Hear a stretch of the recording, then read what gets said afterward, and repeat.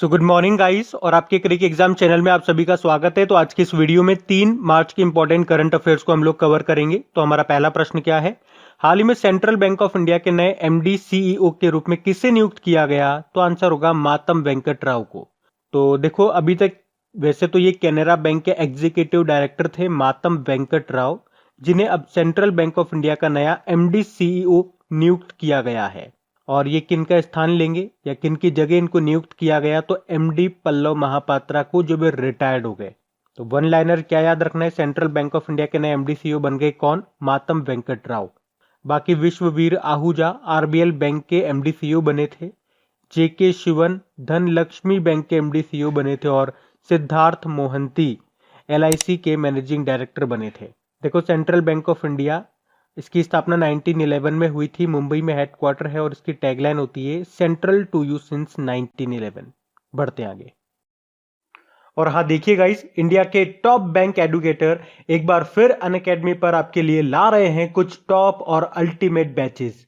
और अनअकैडमी का हर batch conduct किया जाता है आपकी बैंक की हर परीक्षा की तैयारी को और भी ज्यादा मजबूत करने के लिए। तो ये सभी बैचेस आपको मिलेंगे अनअकैडमी पर, जहां पर आप अपने फेवरेट टीचर के साथ अपने घर से अपने पर्सनल शेड्यूल के हिसाब से पढ़ सकते हैं। तो अनअकैडमी के अगर आप हर क्लास को लाइव अटेंड नहीं कर सकते तो बाद में रिकॉर्डेड सेशन के द्वारा भी अटेंड कर सकते हैं। अगर आप चाहो तो क्लास को डाउनलोड करके ऑफलाइन भी देख सकते हैं। आप लाइव क्लास में आस्क अ डाउट फीचर के द्वारा टीचर से अपने डाउट क्लियर करवा सकते हैं। आप लाइव क्विजेज और टेस्ट सेशन भी अटेंड कर सकते हैं, जहां पर आपको अपनी लाइव रैंकिंग भी देखने को मिलेगी। तो अनअकैडमी पर टोटल 12 प्लस लैंग्वेजेस में क्लासेस कंडक्ट होती है। तो आप अपनी फेवरेट भाषा में क्लास अटेंड कर सकते हैं। आप अपने टीचर के साथ इंटरेक्ट कर सकते हैं, लाइव पोल में पार्ट ले सकते हैं और ये सभी फीचर आपको मिलेंगे एक ही प्लेटफॉर्म पर एक ही सब्सक्रिप्शन के साथ। तो आज ही सब्सक्राइब करें अनअकैडमी पर और इन सभी बेनिफिट्स का लाभ उठाइए। और अगर आप मेरा कोड जो कि है क्रेक एग्जाम 10 इसको यूज करेंगे तो आपको एडिशनल 10% का इंस्टेंट डिस्काउंट भी मिलेगा। तो आपको सभी बैचेस की लिंक और सब्सक्रिप्शन लिंक डिस्क्रिप्शन बॉक्स में मिल जाएगा। तो अभी हम बढ़ते हैं आगे। फिर है, हाल ही में सुप्रीम कोर्ट बार एसोसिएशन के नए अध्यक्ष कौन बने हैं? तो आंसर होगा विकास सिंह। तो अभी सुप्रीम कोर्ट बार एसोसिएशन के नए प्रेसिडेंट के रूप में विकास सिंह को चुना गया है, जबकि प्रदीप कुमार रॉय ये वाइस प्रेसिडेंट बने और ए के प्रसाद को सेक्रेटरी के रूप में चुना गया है। अच्छा देखो, अगर आप डेली हमारे करंट अफेयर्स का लेक्चर पढ़ते होंगे ना, तो आपको इस क्वेश्चन से ऐसा लग रहा होगा कि ये क्वेश्चन तो हम ऑलरेडी पढ़ चुके हैं। तो ये क्वेश्चन हम लोगों ने तब पढ़ा था जब हमने पढ़ा था कि दुष्यंत दुबे ने सुप्रीम कोर्ट बार एसोसिएशन के अध्यक्ष पद से इस्तीफा दे दिया। और अभी हम पढ़ रहे हैं इसके नए प्रेसिडेंट किसको चुना गया? विकास सिंह को। बाकी संगीता श्रीवास्तव इलाहाबाद विश्वविद्यालय इलाहाबाद यूनिवर्सिटी की पहली महिला कुलपति वाइस चांसलर बनी। वर्षा जोशी राष्ट्रीय डेयरी विकास बोर्ड की अध्यक्ष बनी और उदय शंकर फिक्की के नए अध्यक्ष बने हैं। बढ़ते आगे। फिर है, हाल ही में ऑस्ट्रेलिया में भारतीय उच्चायुक्त के रूप में किसे नियुक्त किया गया? तो आंसर होगा मनप्रीत वोहरा को। तो अभी मनप्रीत वोहरा को ऑस्ट्रेलिया में भारत के नए उच्चायुक्त हाई कमिश्नर के रूप में नियुक्त किया गया है। वैसे ये वर्तमान में अभी मैक्सिको में भारतीय राजदूत है, एम्बेसडर है। बाकी मनीष चौहान पुर्तगाल में भारतीय राजदूत बने थे अभी। शुभ दर्शनी त्रिपाठी कजाकिस्तान में भारतीय राजदूत बनी और महेंद्र सिंह कन्याल ये सीरिया में भारतीय राजदूत बने। अब बात ऑस्ट्रेलिया की है, तो ये रहा मैप में ऑस्ट्रेलिया। देखो ऑस्ट्रेलिया की कैपिटल कैनबेरा है, करेंसी है ऑस्ट्रेलियन डॉलर और प्रधानमंत्री हैं स्कॉट मॉरिसन। और ग्रेट बैरियर रीफ ये कहां पर स्थित है? कई बार एग्जाम में आता है, तो आंसर होगा ऑस्ट्रेलिया। अच्छा, ऑस्ट्रेलिया से एक और नाम याद रखना, क्लेयर पोलोसाक का, क्योंकि पुरुषों के टेस्ट मैच में 4th एम्पायरिंग करने वाली पहली महिला अधिकारी बनी थी ये। अभी ऑस्ट्रेलिया ने अपने राष्ट्रगान में एक शब्द में भी बदलाव किया था। राष्ट्रगान में एक नेशनल एंथम में इनकी एक लाइन है, for we are young and free. तो यहाँ पे यंग को रिप्लेस कर दिया वन से और नया लाइन क्या बन गया? For we are one and free. तो एडवांस ऑस्ट्रेलिया फेयर ये ऑस्ट्रेलिया का राष्ट्रगान है। उसके अलावा ऑस्ट्रेलिया के मोनाश यूनिवर्सिटी के वैज्ञानिकों ने विश्व की पहली बायोनिक आंख भी तैयार की थी, जिसे ब्लाइंड पर्सन भी देख पाएंगे। उसके अलावा ऑस्ट्रेलिया सरकार ने पूर्व क्रिकेटर मैथ्यू हैडन और भारतीय मूल की राजनेता लीसा सिंह को भारत में व्यापार प्रतिनिधि के रूप में भी नियुक्त किया था। अच्छा, ऑस्ट्रेलिया के साथ कौन कौन सी एक्सरसाइज करते हैं हम? ऑस इंडेक्स नाम की एक्सरसाइज करते हैं, पैसेज नाम की एक्सरसाइज भी किया था अभी हमने, पिच ब्लैक में भी हिस्सा लेता है भारत ऑस्ट्रेलिया का, और अभी मालाबार नौसैनिक अभ्यास हुआ था, उसमें भी पहली बार ऑस्ट्रेलिया ने पार्टिसिपेट किया। वैसे भारत जापान यूएसए के बीच में होता है मालाबार नौसैनिक अभ्यास। तो ये सब याद रखना, बढ़ते हैं आगे।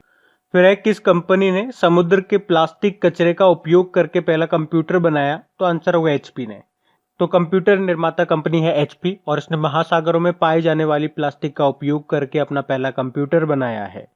तो कंपनी ने पेविलियन 13, पेविलियन 14 और पेविलियन 15 श्रृंखला के लैपटॉपों को महासागर के प्लास्टिक अपशिष्ट पदार्थों का उपयोग करके बनाया है, और कंपनी का मानना है कि इन कंप्यूटरों के निर्माण के लिए लगभग 92,000 प्लास्टिक की बोतलों को महासागरों से बाहर निकाला गया। अब बनाया किसने? एचपी ने। अच्छा, एचपी का मतलब क्या होता है? Hewlett Packard. इसके फाउंडर थे बिल हेवलेट और डेविड पेकार्ड, और इसका हेडक्वार्टर आपको मिलेगा कैलिफोर्निया यूएस में। पढ़ते आगे। फिर अगला प्रश्न है, इंडियन एयरफोर्स की एरोबेटिक डिस्प्ले टीमें ये किस देश के स्मारक एयर शो में पार्टिसिपेट करेंगी? तो आंसर होगा श्रीलंका। तो इंडियन एयरफोर्स की aerobatic display team Surya Kiran और सारंग लाइट कॉम्बैट एयरक्राफ्ट तेजस के साथ में 3 दिनों के लिए इस शो में भाग लेंगी, और ये एयर शो श्रीलंका वायुसेना की 70वीं वर्षगांठ समारोह का एक हिस्सा है। और भारत ने रक्षा क्षेत्र में श्रीलंका को पहली प्राथमिकता वाला साझेदार भी बताया है। देखो, इंडियन एयर फोर्स की बात हुई है ना, तो हमारे एयर चीफ मार्शल कौन है? राकेश कुमार सिंह भदौरिया है। अब बात तो श्रीलंका की भी हुई है, तो ये रहा मैप में श्रीलंका। देखो, श्रीलंका की 2 कैपिटल आपको मिलेगी, कोलंबो जो कि इसकी कमर्शियल कैपिटल है, और श्री जयवर्धनेपुरम कोट्टे जो कि इसकी एडमिनिस्ट्रेटिव कैपिटल है। करेंसी है श्रीलंकन रुपी, और इसके प्रेसिडेंट हैं गोतबाया राजपक्षे, और प्रधानमंत्री हैं महिंद्रा राजपक्षे। कई बार मैं आपको बता चुका हूं, भारत और श्रीलंका के बीच में एक स्ट्रीट है, उसका नाम क्या है या क्या कहते हैं उसको? पाक स्ट्रीट, पाक जल डमरू मध्य। उसके अलावा साउथ एशिया का सबसे ऊंचा टावर यह आपका बना है श्रीलंका में, जिसका नाम लोटस है, ऊंचाई 350 मीटर है। उसके अलावा मैच फिक्सिंग को अपराध की श्रेणी में रखने वाला पहला एशियाई देश आपका बना था श्रीलंका। उसके अलावा याद रखना, एशिया कप जो 2021 के होंगे वो श्रीलंका में होंगे, 2022 वाले पाकिस्तान में होंगे। बढ़ते आगे। फिर है, भारत ने बार्क द्वारा विकसित डिजिटल कोबाल्ट थेरेपी मशीन किस देश को दान में की है? तो आंसर होगा मेडागास्कर। तो भारत ने कैंसर उपचार के लिए एक उन्नत डिजिटल कोबाल्ट थेरेपी मशीन को मेडागास्कर को दान किया है, जिसे बार्क यानी कि भाभा परमाणु अनुसंधान केंद्र के द्वारा विकसित किया गया है। और म्यांमार से भी आपको याद होगा, भारत ने एक सबमरीन को म्यांमार को दिया था, जिसका नाम था सिंधुवीर, जो कि म्यांमार की पहली सबमरीन पनडुब्बी थी। अब बात यहाँ पे मेडागास्कर की हो रही है, तो अफ्रीकी महाद्वीप का एक देश है मेडागास्कर। ये रहा मैप में, आप देखिए मेडागास्कर को। कैपिटल इसके एंटानानेरियो है, करेंसी है मलागासी अरियारी। बढ़ते आगे। फिर है, हाल ही में पश्चिमी नौसेना कमान के नए प्रमुख के रूप में किसे नियुक्त किया गया? तो आंसर होगा आर हरि कुमार को। तो अभी vice admiral R Hari Kumar को पश्चिमी नौसेना कमान के ऑफिसर कमांडिंग इन चीफ के रूप में नियुक्त किया गया है, और ये अजित कुमार की जगह लेंगे। देखो, नौसेना में वैसे 3 कमान होते हैं। पश्चिमी नौसेना कमान, जिसका हेडक्वार्टर मिलेगा आपको मुंबई में। एक है पूर्वी नौसेना कमान, जिसका हेडक्वार्टर मिलेगा आपको विशाखापत्तनम में। और देखो, इससे रिलेटेड एक क्वेश्चन मैं आपको आगे भी बताऊंगा। एक होता है दक्षिणी नौसेना कमान, जिसका हेडक्वार्टर मिलेगा आपको कोच्चि में। बाकी सोमा मंडल अभी SAIL steel authority of India limited की पहली महिला चेयरपर्सन बनी। Sanjay Kapoor all India chess federation के नए प्रेसिडेंट बने, और उदय शंकर फिक्की के नए अध्यक्ष बने। ये बढ़ते आगे।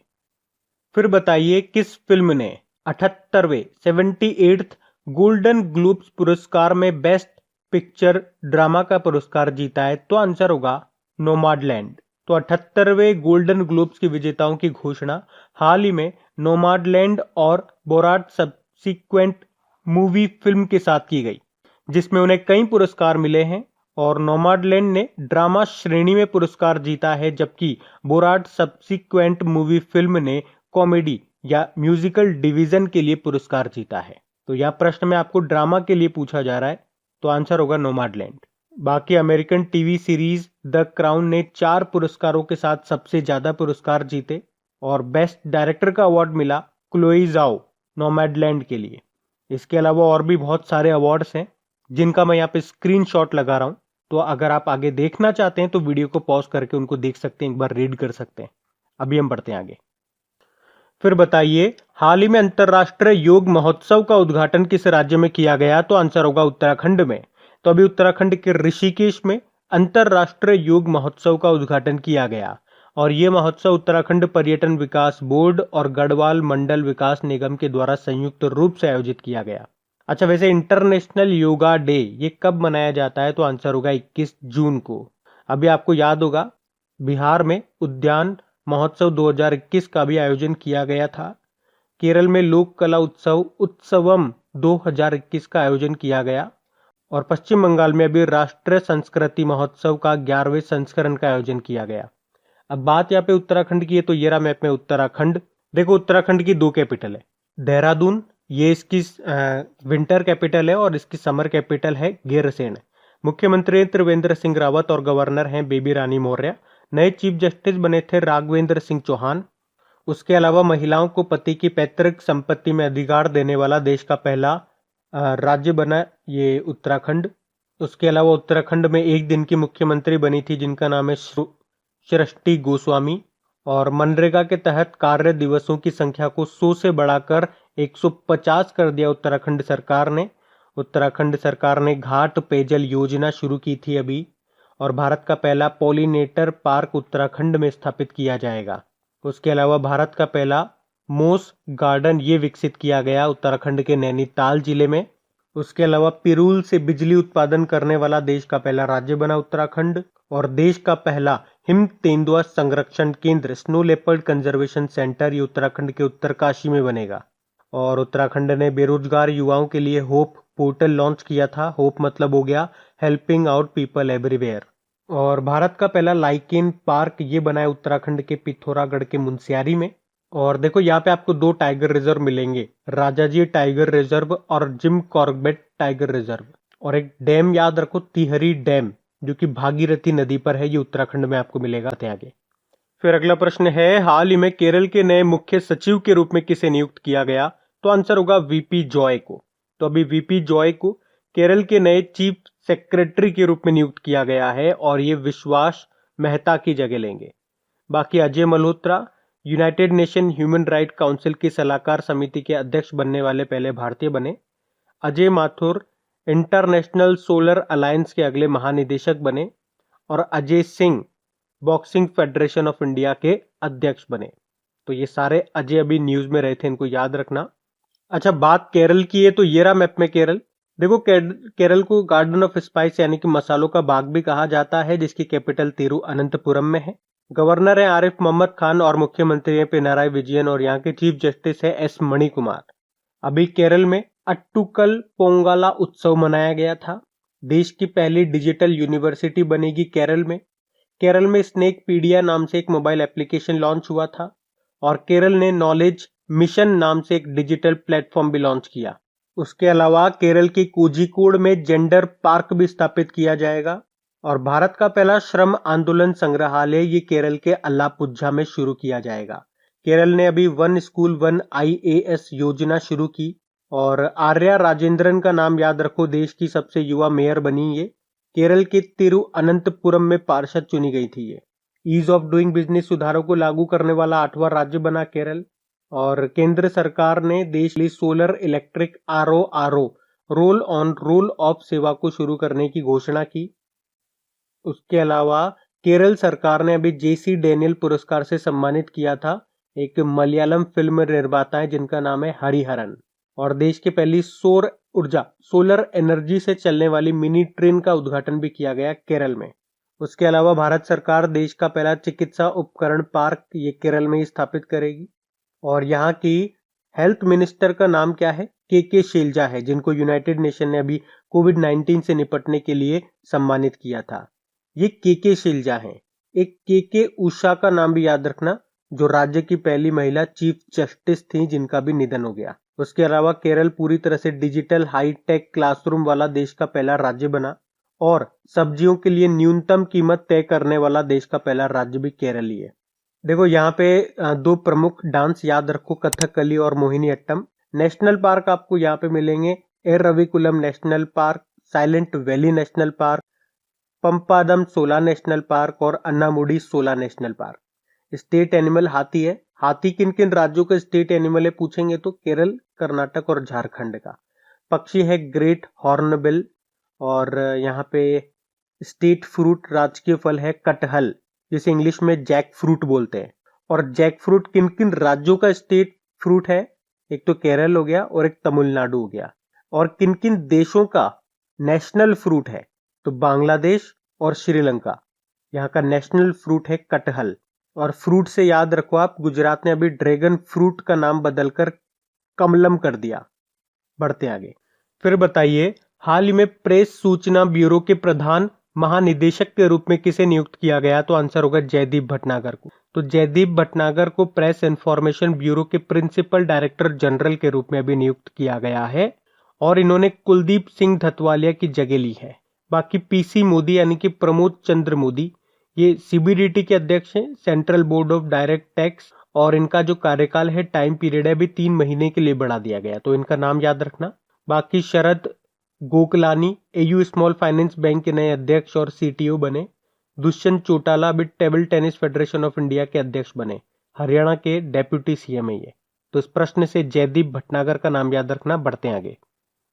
फिर हाल ही में पूर्वी नौसेना कमान के नए प्रमुख कौन बने हैं, तो आंसर होगा अजेंद्र बहादुर सिंह। तो अभी वाइस एडमिरल अजेंद्र बहादुर सिंह ने पूर्वी नौसेना कमान के flag officer commanding in chief के रूप में पद ग्रहण कर लिया है। और किन की जगह ली इन्होंने, अतुल कुमार जैन की।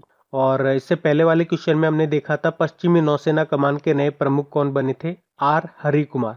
संजीव बनर्जी ये तमिलनाडु हाईकोर्ट के चीफ जस्टिस बने और अरुण कुमार गोस्वामी आंध्र प्रदेश हाईकोर्ट के नए चीफ जस्टिस बने। तो अब बात करेंगे कल की वीडियो में पूछे गए प्रश्न के उत्तर की। तो कल के वीडियो में आपसे पूछा था हाल ही में राष्ट्रीय विज्ञान दिवस कब मनाया गया, तो आंसर होगा 28 फरवरी को। आप सभी ने प्रश्न का बिल्कुल सही उत्तर दिया है। और हाँ गाइज, अगर वीडियो अच्छा लगा हो तो नीचे थम्स अप बटन पे क्लिक जरूर करना और इस वीडियो को अपने दोस्तों के साथ में शेयर जरूर करना। जो भी आपका स्टडी ग्रुप है वहां पे वीडियो के लिंक को एक बार शेयर जरूर करना है।